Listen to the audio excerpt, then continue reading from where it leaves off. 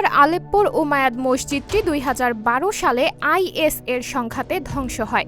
এক যুগ পর আজান শোনা গেল ধ্বংস হয়ে যাওয়া এই মসজিদ থেকে।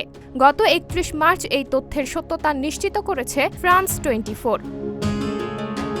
মহানবী সাল্লাল্লাহু আলাইহি ওয়াসাল্লামের মৃত্যুর প্রায় ৮৩ বছর পর অষ্টম শতাব্দীতে উমাইয়া খিলাফতের শাসনামলে নির্মিত হয়েছিল এই মসজিদটি। মসজিদটি নির্মাণ করেন উমাইয়া খলিফা প্রথম ওয়ালিদ। মসজিদটির সবচেয়ে বড় আকর্ষণীয় বৈশিষ্ট্যগুলোর মধ্যে একটি হল এর সুউচ্চ মিনার, যা ইসলামী আধ্যাত্মিকতা এবং স্থাপত্য দক্ষতার এক জলজ্যান্ত প্রমাণ। মিনারের গায়ে খোদাই করা জটিল নকশা সে যুগের নির্মাণ শিল্পীদের অপার দক্ষতার কথা প্রকাশ করে। মসজিদটির নকশায় উমাইয়া খিলাফতের নির্মাণ শৈলী প্রতিফলিত হয়। উমাইয়া খিলাফত সে সময় মধ্যপ্রাচ্য এবং উত্তর আফ্রিকার বিশাল অঞ্চল জুড়ে বিরাট প্রভাব বিস্তার করেছিল।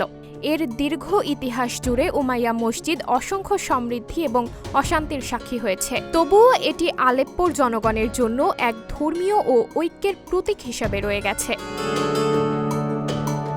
দুঃখজনকভাবে ২০১১তে শুরু হওয়া সিরিয়ার গৃহযুদ্ধে উমাইয়া মসজিদটি ব্যাপকভাবে ক্ষয়ক্ষতির সম্মুখীন হয়েছিল। সরকার ও বিদ্রোহীদের সংঘাতে দেশটিতে শুরু হয় অস্থিতিশীল পরিস্থিতি। এই সুযোগে শুরু হয় আইএসের তাণ্ডব। গুড়িয়ে দেওয়া হয় মসজিদটির ১/৩। পরবর্তীতে ২০১৬ সালে সিরিয়া সরকার আলেপ্পোর নিয়ন্ত্রণ নিলে শুরু হয় মসজিদের সংস্কার কাজ। তারই ধারাবাহিকতায় বিগত ৩০ মার্চ ইফতারের আয়োজন করা হয় এই মসজিদে। আশেপাশের বিভিন্ন এলাকা থেকে প্রায় ১৫০০ মানুষ একত্রিত হন মসজিদে। ধ্বংসস্তূপের মাঝেই দেওয়া হয় আজান। ইফতার করেন মুসল্লিরা, পরে নামাজও আদায় করেন তারা।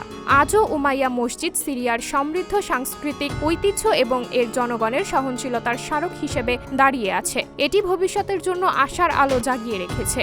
স্থানীয়দের আশা শীঘ্রই আবারও পুরো দমে শুরু হবে এই মসজিদের সব কার্যক্রম।